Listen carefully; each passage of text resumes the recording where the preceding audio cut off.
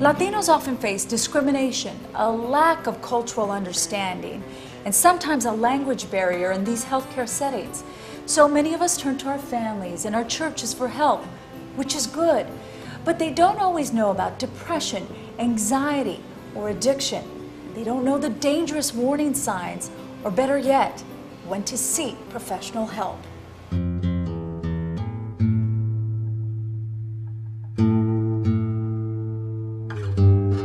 From my parents, I was given almost a fear of the medical industry. It was weird. We never went to doctors. We were taken to curanderas. We were, we didn't know, I don't know, we weren't taken to dentists and things like that. What do you think that is? Was there a mistrust? I think there was a mistrust. I believe that it was machismo. I think there was a lot of pride involved. I think that there was a sense that we grew up never wanting to have to ask for any sort of aid from anyone, and there was great pride in that.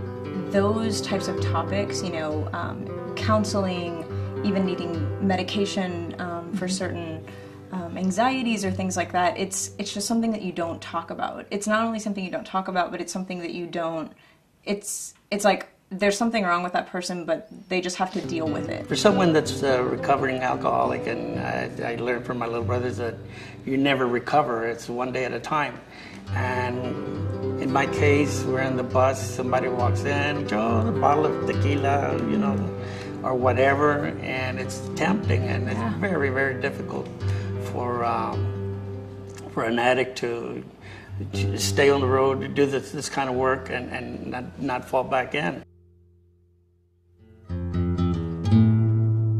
I know that there's a lot of my friends, that could use some help, and it's just a matter of them wanting to, and a lot of them don't know that there is this foundation for them, so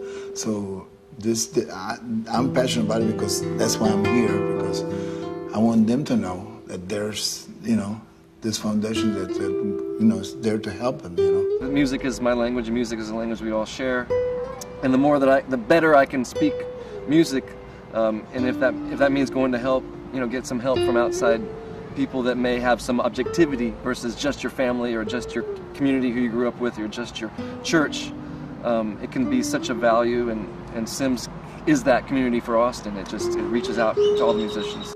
We're afraid of what people will say or think, and oftentimes that keeps us from getting the help we need. Listen, we're all affected by mental illness or addiction, whether personally or through a friend or a family member.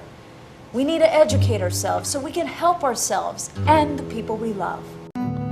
My name's Jose Maria de Leon Hernandez, Little Joe.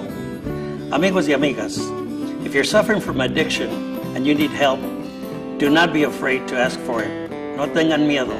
Look for support from your family and friends. If you're suffering from mental illness, same thing. Remember, you can get help, you can get well.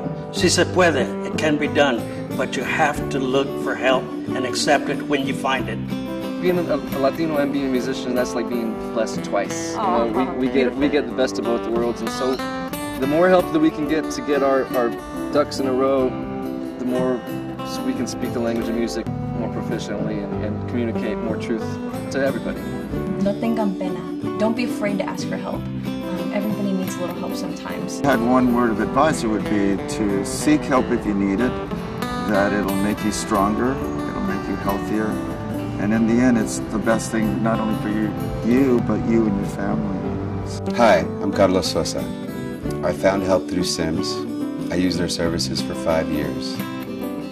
Please, they're there for you.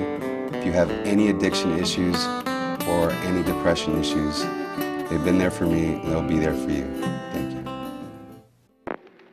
Memorias de Argentina inunda mis fantasías, la patria tan extrañada que traiga mi su mañana.